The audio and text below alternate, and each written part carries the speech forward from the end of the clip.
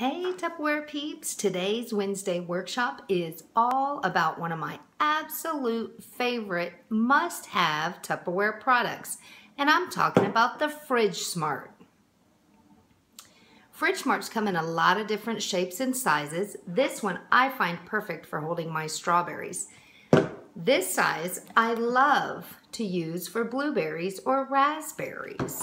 And of course, this big one can hold anything, oranges, corn on the cob. I personally use mine for bagged spinach because I can keep it in here for almost 2 weeks if I don't eat it all first. And of course, our favorite for cilantro, this size.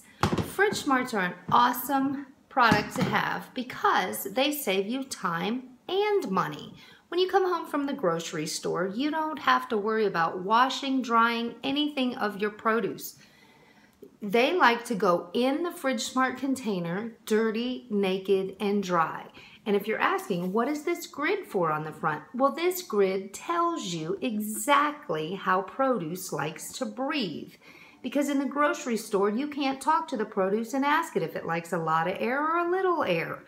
So the Fridge Smart will tell you what kind of breather they are by these indicators up here. The top of the Fridge Smart has the same indicators embossed on it, and you just slide the vent to breathe, to let the produce breathe the way it likes to breathe, which causes it to stay fresh longer.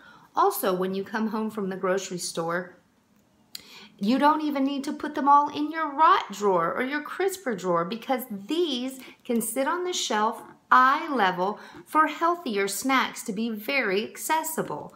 What I love about the Fridge Smart too, it has these raised grooved feet on the bottom which holds all of the juice and sweat and water that does fall off of the produce and holds it in here where the berries, the fruit, the veggies do not have to sit in all of that, and that's what causes them to rot. With summer fruit coming up, what are you going to put in yours? See you next week, y'all.